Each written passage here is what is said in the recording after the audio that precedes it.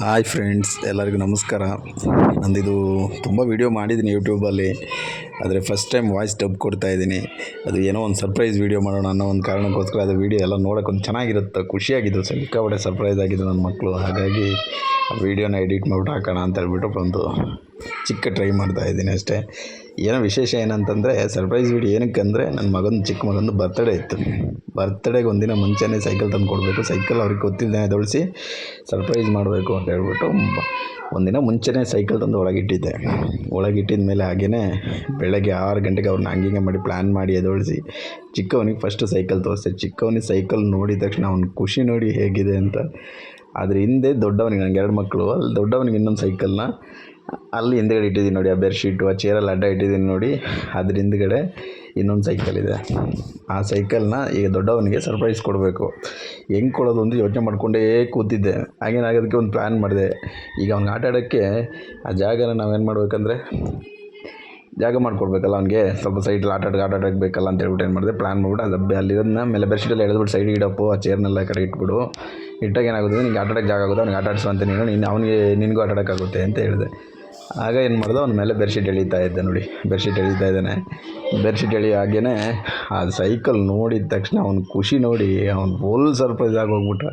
ಈಗ ನೋಡಿ ಹಾಗೇ ಸಿಕ್ಕಾಬಿಟ್ಟು ಖುಷಿ ಆಗ್ಬಿಟ್ಟ. ಅಲ್ಲಿ ನೋಡಿ ಅವನ ಖುಷಿಗೆ ಹೇಳೋದೇ ಬೇಡ, ಅಷ್ಟು ಖುಷಿ ಆಗೋಗ್ಬಿಟ್ಟ. ಅವ್ನ ಖುಷಿ ಅಲ್ಲ, ಅವ್ನು ಚಿಕ್ಕವನು ಕೂಡ ತುಂಬಾ ಅಂದರೆ ತುಂಬಾ ಖುಷಿ ಆಗ್ಬಿಟ್ಟ.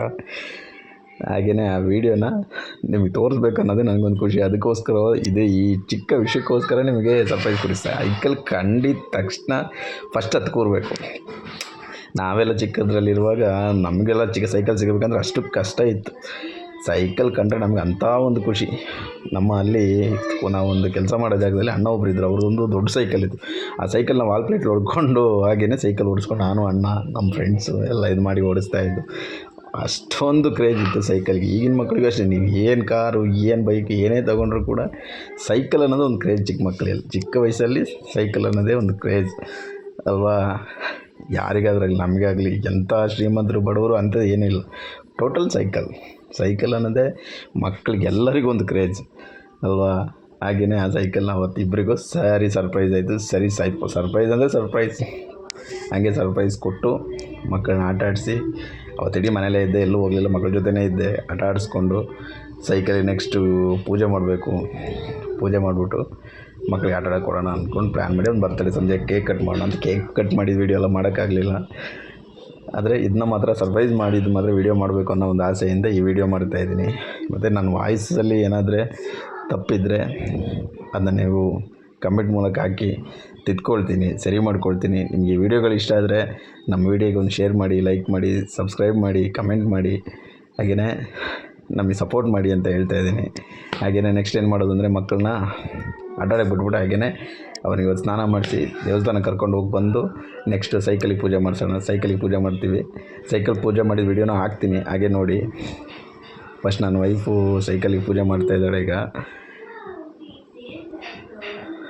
ಅದಕ್ಕೋಸ್ಕರನೇ ಬೆಳಗ್ಗೆ ಎದ್ದು ಅಂಗಡಿಗೆ ಮಾರ್ಕೆಟಿಗೆ ಹೋಗಿ ಹೂ ತಗೊಬಂದು, ಅವಳಿಗೆ ಕೂಡ ಗೊತ್ತಿಲ್ಲ ಈ ಥರ ಸೈಕಲ್ ತಗೊಬರ್ತೀನಿ, ಸ್ವಲ್ಪ ಚೆನ್ನಾಗಿರೋ ಸೈಕಲ್ ತರಬೇಕು, ತರೋದೇ ಒಂದು ಸಲ ಉಂಟು, ಸ್ವಲ್ಪ ಏನೋ ಒಂದು ಮಾಡಿ ತಂದುಬಿಡೋಣ ಅಂದ್ಕೊಂಡು ಪ್ಲ್ಯಾನಲ್ಲಿ ತರಿಸಿದ್ದು. ಅವಳಿಗೆ ಕೂಡ ಫುಲ್ ಸರ್ಪ್ರೈಸ್ ಈ ಸೈಕಲ್ ವಿಷಯದಲ್ಲಿ.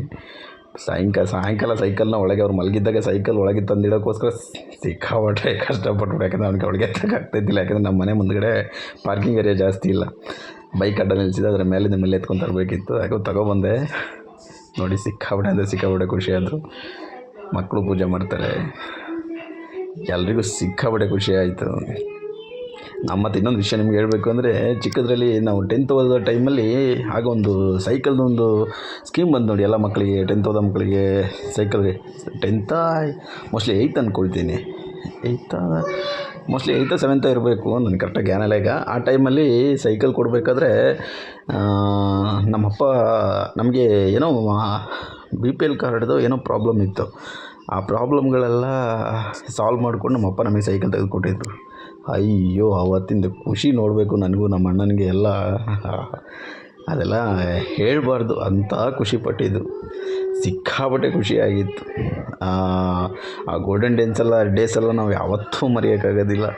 ಅಂಥ ಒಂದು ಒಳ್ಳೆ ಮೆಮೊರೀಸ್ ಅದೆಲ್ಲ ಈಗಿನ ಮಕ್ಕಳಿಗೂ ಸಿಗೋಲ್ಲ, ಯಾರಿಗೂ ಸಿಗೋಕ್ಕೆ ಚಾನ್ಸ್ ಇಲ್ಲ. ಈಗೆಲ್ಲ ಏನಾಯ್ತು ಅಂದರೆ ಹೈಫೈ, ಏನೇ ಆದರೂ ಮಕ್ಳಿಗೆ ನಾವೇನು ಮಾಡ್ತೀವಿ, ನಾವು ಪಟ್ಟ ಕಷ್ಟ ನಮ್ಮ ಮಕ್ಳಿಗೆ ಬರಬಾರ್ದು, ಚೆನ್ನಾಗಿ ಓದಿಸ್ಬೇಕು ಹಾಗೆ ಅನ್ನೋದು ಎಲ್ಲರ ಮನಸ್ಥಿತಿಲಿ. ಎಲ್ಲರೂ ಅಷ್ಟೇ, ಎಲ್ಲರೂ ಹಾಗೆ ಇರ್ತಾರೆ. ಒಳ್ಳೆ ಸ್ಕೂಲ್ ಹುಡುಕ್ತಾರೆ, ಒಳ್ಳೆ ಎಜುಕೇಷನ್ ಕೊಡಬೇಕು ಮಕ್ಕಳಿಗೆ ಅನ್ನೋದು ಎಲ್ಲರದ್ದು ಪ್ಲ್ಯಾನ್ ಇರುತ್ತೆ. ಅದಕ್ಕೋಸ್ಕರ ಎಲ್ಲರೂ ಕಷ್ಟಪಡ್ತಾ ಇರ್ತಾರೆ ಅಲ್ವಾ. ಹಾಗೆಯೇ ಎಲ್ಲರೂ ಕೊಡ್ತಾರೆ, ಒಳ್ಳೆ ಎಜುಕೇಷನ್ ಕೊಡ್ತಾರೆ. ಹಾಗೆ ನನ್ನ ಮಕ್ಕಳಿಗೆ ಒಳ್ಳೆ ಎಜುಕೇಷನ್ ಕೊಡ್ಬೇಕನ್ನೋ ಆಸೆಯಿಂದನೇ ಅವ್ರು ಕೇಳಿದ ಏನಕ್ಕಾದರೂ ಇದು ಮಾಡಬಾರ್ದು, ಯಾವುದಕ್ಕೂ ಕಮ್ಮಿ ಮಾಡಬಾರ್ದು ಅನ್ನೋದೇ ನನ್ನ ಮನಸ್ಸಲ್ಲಿರೋದು. ಈಗ ನೋಡಿ, ನನಗೆ ದೊಡ್ಡ ಮಗ ಪೂಜೆ ಮಾಡ್ತಾಯಿದ್ದಾನೆ, ಎಲ್ಲ ಕ್ಲೀನಾಗಿ ಫೇಸ್ ಕಾಣೋಕ್ಕಾಗ್ತಿಲ್ಲ. ಅವ್ನು ಚಿಕ್ಕ ಅವನದೇ ಬರ್ತಡೆ, ಅವ್ನು ನೋಡಿ ಅವನು ಪೂಜೆ ಮಾಡ್ತಾಯಿದ್ದಾನೆ. ಹಾಗೆ ಸಿಕ್ಕಾಪಟ್ಟೆ ಖುಷಿ ಆಯಿತು. ಈ ವಿಡಿಯೋ ನಿಮಗೆ ಹಂಚ್ಕೊಳ್ಬೇಕು ಅಂತ ಅಂದ್ಕೊಂಡಿದ್ದೀನಿ. ಇನ್ನೂ ವಿಡಿಯೋ ಮಾಡಿಟ್ಟಿದ್ದೀನಿ. ಇದನ್ನ ನಿಮ್ಗೆ ಈಗ ಅಪ್ಲೋಡ್ ಮಾಡೋದಕ್ಕೆ ಸ್ವಲ್ಪ ಟೈಮ್ ಹಿಡಿಯುತ್ತೆ. ಅಪ್ಲೋಡ್ ಮಾಡ್ತೀನಿ. ಮಾಡಿದಾಗ ಏನಾದ್ರು ನಮ್ಮ ವಾಯ್ಸಲ್ಲೋ ಇದರಲ್ಲಿ ಏನಾದ್ರು ಚಿಕ್ಕ ತಪ್ಪು ಗಿಪ್ಪಿದ್ದರೆ ತಿದ್ದುಕೊಂಡು ನಮ್ಗೆ ಒಳ್ಳೆ ಒಂದು ಕಮೆಂಟ್ ಹಾಕಿದಾಗ ನಮಗೆ ಆ ವಿಷಯ ತಿಳ್ಕೊಳ್ಳೋಕೆ ಕರೆಕ್ಟ್ ಆಗುತ್ತೆ. ಎಲ್ಲ ಸಪೋರ್ಟ್ ಮಾಡ್ತೀರಾ ಅಂತ ಇದು ಮಾಡ್ತಾಯಿದ್ದೀನಿ. ಹಾಗೆ ಈ ವಿಡಿಯೋ ನಿಮ್ಗೆ ಇಷ್ಟ ಆಗಿದರೆ ಶೇರ್ ಮಾಡಿ, ಲೈಕ್ ಮಾಡಿ, ಸಬ್ಸ್ಕ್ರೈಬ್ ಮಾಡಿ, ಕಮೆಂಟ್ ಮಾಡಿ ಅಂತ ಹೇಳ್ತಾ ಈ ವಿಡಿಯೋನ ಇಲ್ಲಿ ಮುಗಿಸ್ತೀನಿ. Thank you, bye.